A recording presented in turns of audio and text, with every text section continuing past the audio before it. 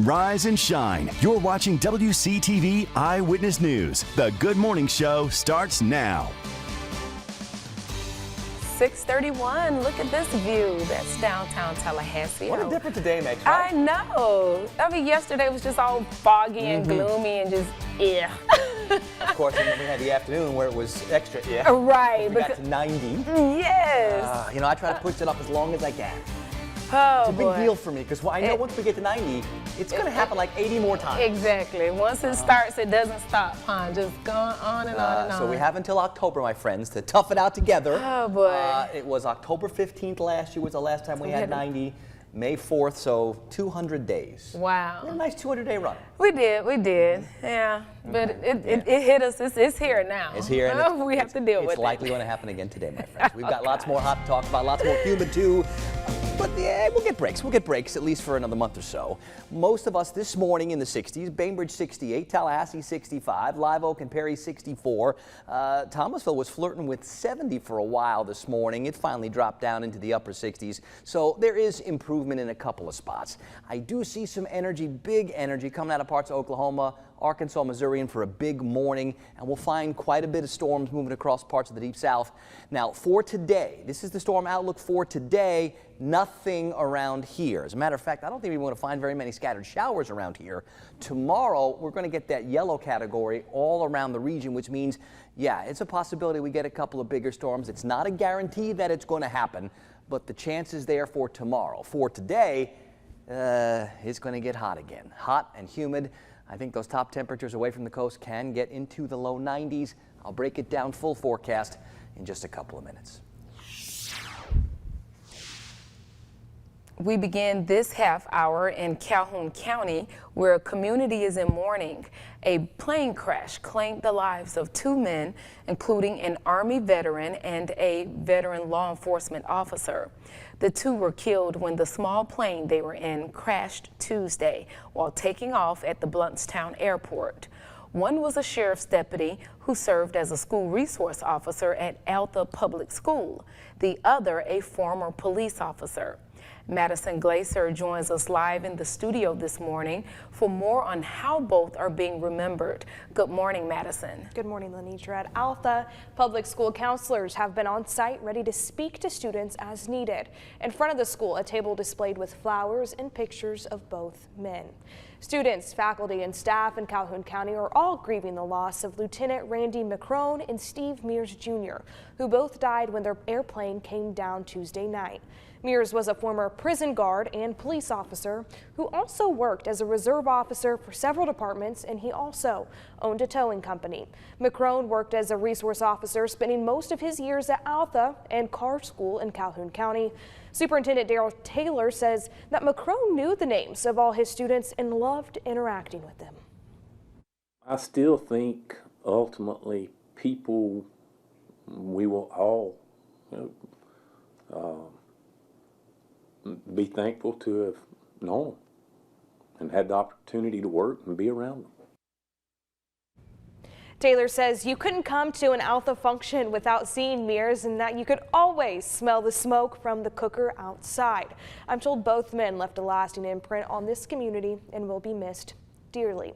The FAA was on scene investigating yesterday. At this point, it's not clear what caused the plane to crash during takeoff. Yeah, sounds like that's very sad indeed. Thank you so much, Madison, for the update. All right, one man is dead following an early evening car crash near the Leon-Gadsden County line. It happened just after 5 yesterday afternoon on Highway 90 off Ocklackney Point Drive. A truck hit a 47-year-old pedestrian, killing him. According to FHP, a tow truck heading west hit the man who was on the shoulder of the road. Emergency crews pronouncing him dead at the scene. The driver was not hurt. 6:35 now. A Tallahassee police cruiser is involved in an accident just after 3 yesterday afternoon. It happened at the intersection of 4th Avenue and North Bruno Street. Officials say the driver of the other car involved was taken to a local hospital with non-life-threatening injuries. It's not clear if the officer was on a call at the time. TPD says this crash remains under investigation. And in Valdosta, a 16-year-old is now under arrest after being accused of killing a 12-year-old boy.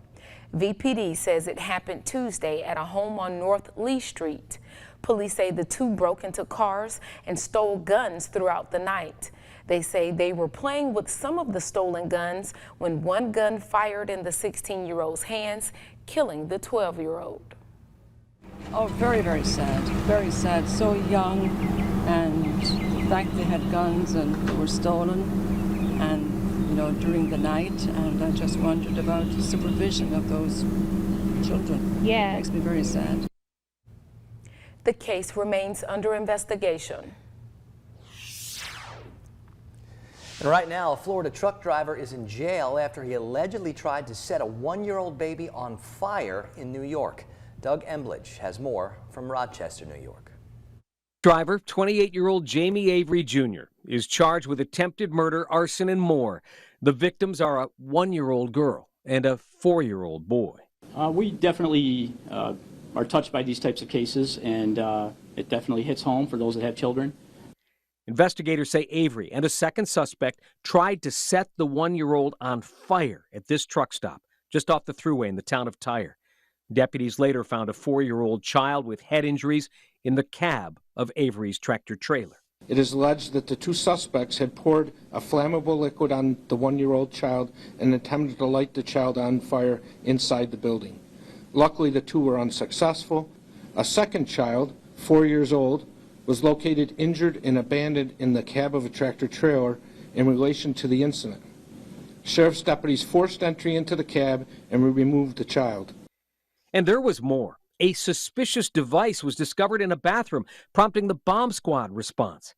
The device turned out to be a replica, not a real explosive, but it added to what was already a bizarre situation with so many unanswered questions, including motive and the relationship between Avery and these children. We believe there is a parental relationship, but we haven't fully determined that yet. It is anticipated that a second suspect will face charges in the near future. Additional charges for both suspects could come from further investigation. In other news this morning, spring and summer is typically the time of year everyone wants to head to the beach, and folks traveling to Florida may want to check with Airbnb to ensure that you're in good standing. Yeah, after several hosts had guests throwing wild parties and some shootings at some homes, the company now saying if you get a bad review on Airbnb from previous hosts, you're no longer going to be allowed to book with them. Victoria Scott tells us about the company's rule to crack down on parties and has reaction from law enforcement.